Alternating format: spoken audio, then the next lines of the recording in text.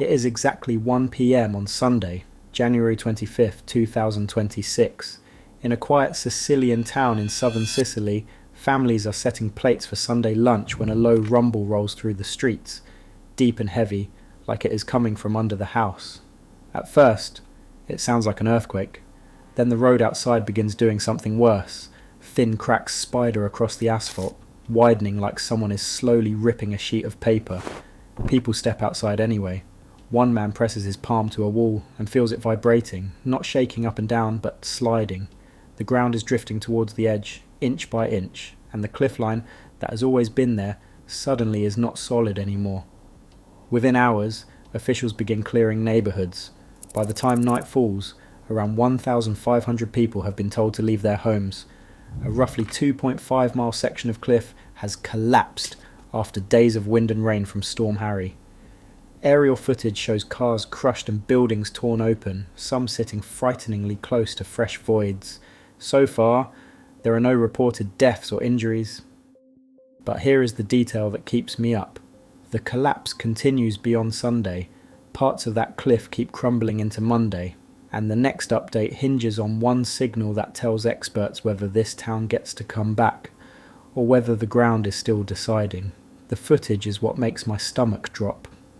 From above, the ground looks peeled back, like the town's edge has been unzipped, and I can see a jagged chasm cutting through streets that were normal a day earlier. Some buildings are ripped open, and a couple of vehicles sit at angles that do not even make sense until I remember the earth under them has moved.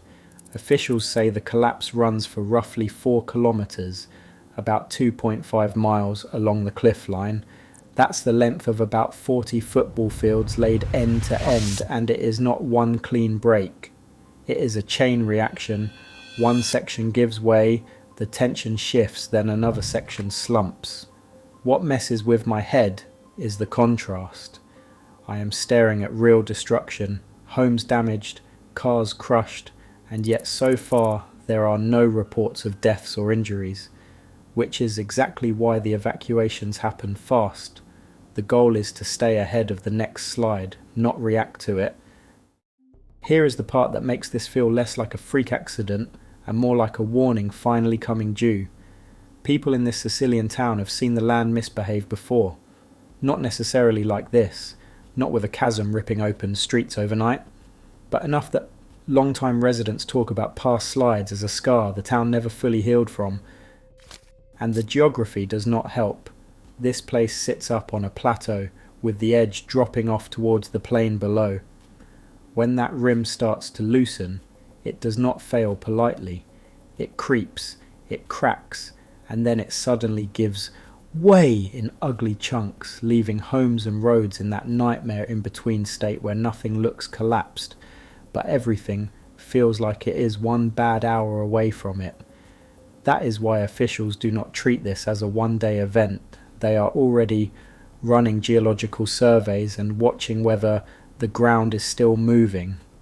Because the big question is what changed this time, and the answer starts with what the storm did to the ground before the cliff ever broke. Storm Harry is the invisible force in the background that turns a shaky cliff into a full-on emergency. A cliff does not usually fail just because it is old or steep. It fails when the ground behind it becomes loaded with water day after day until it cannot hold itself together anymore. Last week, the storm pounded Sicily with wind and heavy rain. Picture what that does in a place like this. Rain does not just sit on the surface, it seeps down, fills the tiny gaps in the soil, and adds weight. At the same time, that water acts like a lubricant, weakening layers that are already prone to sliding. The land becomes heavier and slipperier.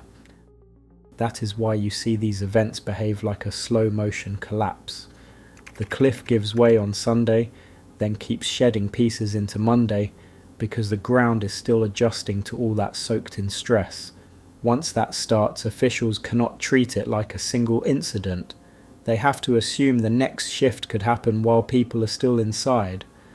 Right now, the story is not just a cliff collapsed. It is the way a whole Sicilian town has to function when the ground under it is still moving.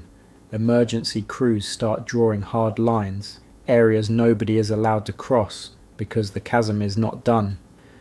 Local officials say the land keeps giving way after all that rain soaked into the slope, and geological surveys have been running since Sunday evening to figure out what is stable and what is basically hanging in the air.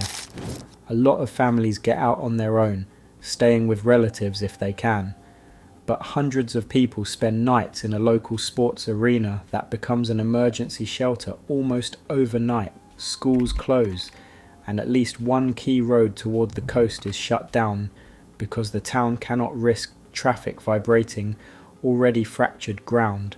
Then Italy's civil protection chief shows up and says the quiet part out loud. Some homes on the edge are simply uninhabitable, and residents from the affected zones are going to be permanently relocated.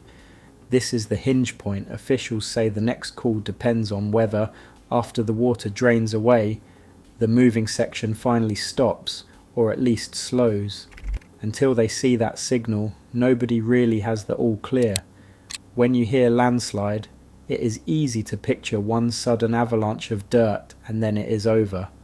But what is happening in this Sicilian town makes more sense if you imagine the ground as layered, almost like a cake that has been sitting out too long. The top looks solid until water gets in between the layers. A lot of places in Sicily have soils with a high clay content mixed with sand and fragmented rock. And clay is tricky. Dry, it can feel sturdy. Wet, it turns slick and heavy at the same time. So after days of wind-driven rain, the slope can start acting like it is on a conveyor belt, slow at first, then suddenly jerky when a section loses its grip. That is also why the cracks show up in roads and walls before anything falls. Those are tension lines, signals that the ground is stretching and shifting underneath. And if the edge keeps retreating, it does not just threaten one house, it threatens the whole idea of where the town's safe boundary even is. Zoom out for a second, and the scale gets even uglier. After Storm Harry tore through the south, Italy declared a state of emergency, covering Sicily, Sardinia and Calabria, and set aside an initial €100 million just to deal with the immediate chaos. Local officials are already warning the total damage could blow past €1 billion, and in the middle of those massive numbers is the part that hits hardest. Families standing in doorways with a couple of bags, staring at walls they painted, furniture they paid off, and realising the safe line moved overnight. Residents in the town have been saying for years that this slope was a problem, pointing to landslides going back decades, and now they feel like the warning finally became reality. So what happens next is not dramatic, it is methodical. Geologists and civil protection teams map the cracks, fly drones, and set up monitoring points to see if the slope is still creeping. A landslide like this can stall, and then lurch again when the ground gets saturated a second time. In the next updates, there are a few things I am watching. Do the exclusion zones expand? Do new fractures appear in roads and walls? And do officials announce more evacuations? On the flip side, the best sign is boring. No new cracking, no fresh collapses, and steady readings that stay calm even after the stormwater drains. And that circles back to the one detail I teased at the start, because that is what decides everything. The make or break signal is movement, not headlines but meters in the ground. If the sensors and crack maps show the slope has stopped creeping after the stormwater drains, officials can start reopening streets, let families grab belongings, and maybe plan a return. But if those readings keep ticking forward, even a few millimeters a day, that is the cliff telling everyone the danger is still alive, and relocation becomes the only safe answer. I will keep tracking the next updates and I will post them here.